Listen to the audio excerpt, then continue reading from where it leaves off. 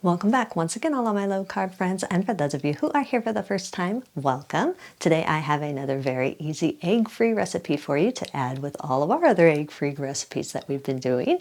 Today I am going to show you how to make a super quick, simple, keto, egg-free zucchini bread. Quick zucchini bread is probably one of my favorite quick breads. I love it with a cup of coffee in the morning or just as a quick snack. It's great. And you can adjust the sweetness and the spices to it to your personal taste. And if you want a printable version of this, you can check out my website at janet'sdeliciouslowcarbkitchen.com. You can find a printable version of this recipe and other goodies there for you.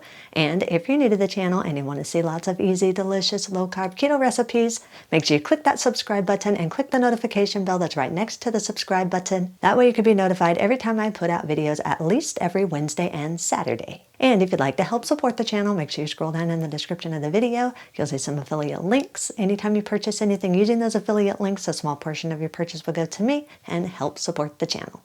So, while you do all that, let's get cooking.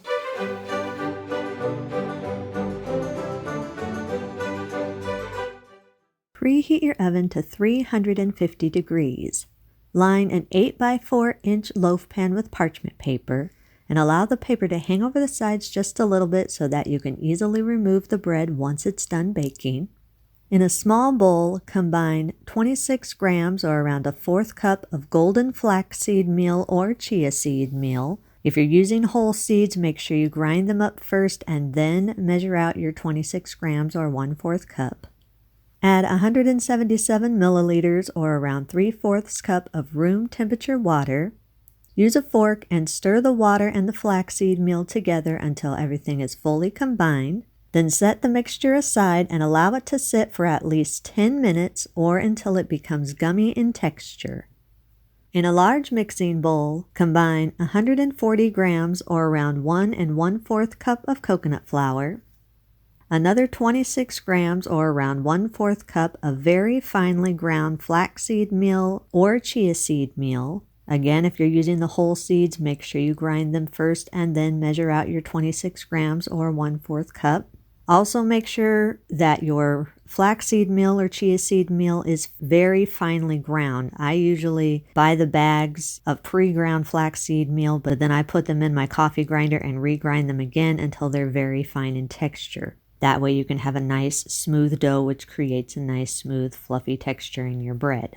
And again, if you do regrind your flaxseed meal like I do, make sure you measure it out again after it has been ground. So you have that 26 grams or 1/4 cup of the golden flaxseed meal. Also, I prefer golden flaxseed meal as opposed to dark flaxseed meal. But if all you have is dark flaxseed meal, dark flax seeds work just fine. I just prefer the lighter color of the golden flaxseed meal, but if you're using dark flaxseed or chia seeds, your bread will be darker than mine, but it'll still taste good. Add 15 grams or around 1 tablespoon of baking powder, a 1/4 teaspoon of salt, 1 tablespoon of the dry spices of your choice. I'm using 1 1/2 teaspoons of ground cinnamon, a 1/2 teaspoon of ground ginger, a 1/2 teaspoon of ground nutmeg, and a 1/2 teaspoon of ground allspice. You can change or adjust these spices to different spices or more or less depending on what taste and how dominant of a taste you want in your zucchini bread. Add 67 grams or around 1/3 cup of the granulated sweetener of your choice and 67 grams or around 1/3 cup of the brown sugar sweetener of your choice. I'm using granulated monk fruit sweetener and brown monk fruit sweetener. You can use whatever granulated sweetener and brown sugar sweetener you want. You can also adjust this more or less depending on how sweet you want your zucchini bread. I like my zucchini bread pretty sweet. Also, if you don't want to use a mix of brown and granulated sweetener, you can use only granulated sweetener or only brown sugar sweetener. That's up to you. Sift everything together until everything is fully combined and there are no lumps in the dry ingredients. Add 10 tablespoons of butter that's been melted and cooled. Make sure it is cool. You do not want to add hot butter. If you want to keep this completely dairy-free, you could use melted and cooled coconut oil to substitute the butter or any dairy-free butter substitute of your choice. Stir the butter in until all the dry ingredients are moist. Add 160 grams or around 2/3 cup of the room temperature plain yogurt or sour cream of your choice. If you're wanting to keep this dairy-free, you can use a dairy-free yogurt or a dairy-free substitute for sour cream. Just make sure if you are using yogurt that it is a thick yogurt, preferably Greek yogurt. The thickness of the yogurt or the sour cream is part of what is going to help hold your ingredients together since we aren't using any eggs. If you want to, you can add a teaspoon of vanilla extract. I like to add this just because I like to try to keep down any coconut flour taste that might be there. So it's up to you if you want to have a little bit of vanilla hint in your bread or not. Stir everything together until everything is fully combined. Once everything is fully combined, check on your flaxseed and water mixture. Make sure it has set for at least 10 minutes and it's gummy in texture. It's okay if it's a little watery. You actually need that extra moisture. That's okay. You just want to make sure that the majority of it and the base of it is getting nice and gummy and thick in texture. Pour the flaxseed and water mixture into your dough. Then sprinkle in around 2 grams or about a half teaspoon of xanthan gum or psyllium husk powder. If you don't have xanthan gum or psyllium husk powder, you can use some more of finely ground flaxseed meal or chia seed meal. Basically, this is just going to add extra binding and flexibility to your dough so that after it's baked and you go to slice your bread, it won't crumble on you.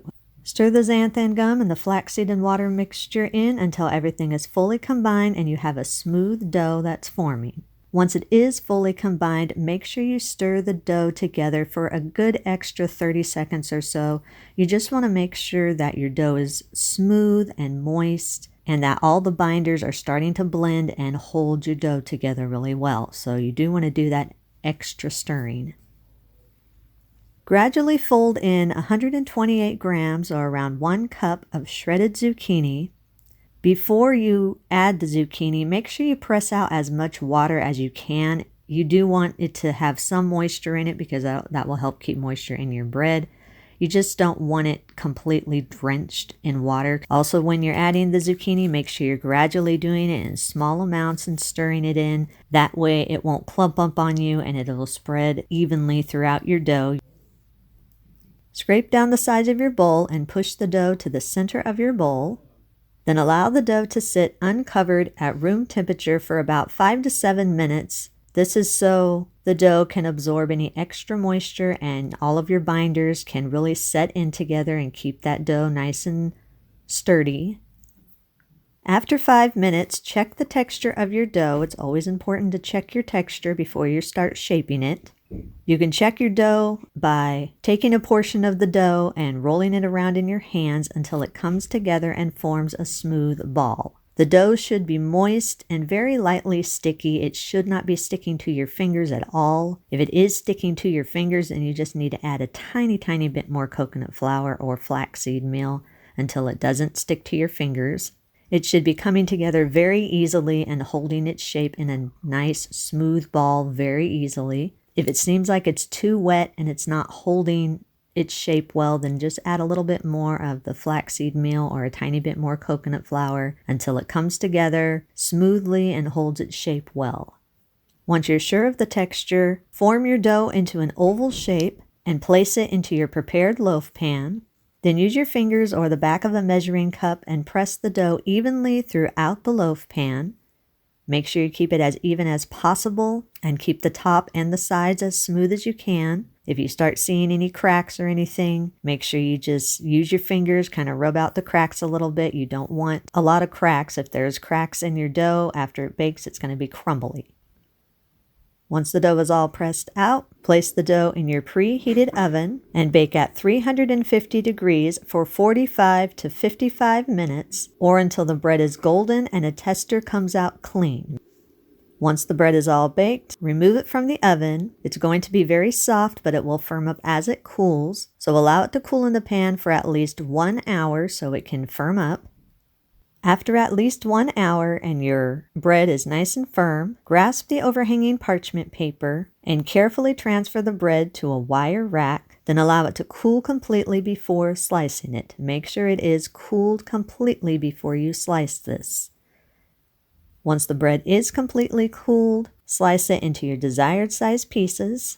You can eat this immediately. Now, I will give you a heads up that the center of this bread is a very moist center. So if you don't like a really moist center in your bread, once your bread is baked and it's cooled, you can just slice it into your desired size pieces, put it on a lined baking sheet, and just bake it for another 5 to 10 minutes more, or until it's your desired level of firmness. If you do have any leftovers, store it in an airtight container at room temperature for up to 3 days, or in an airtight container in your refrigerator for up to 1 week, or you can also freeze this in your freezer for up to 3 months. If you do decide to freeze it, then make sure you slice it before you put it in the freezer, and then put some parchment paper in between each one of the slices so they don't stick together. Then you can store it in a freezer-safe bag or a freezer-safe container for up to 3 months. Eat and enjoy.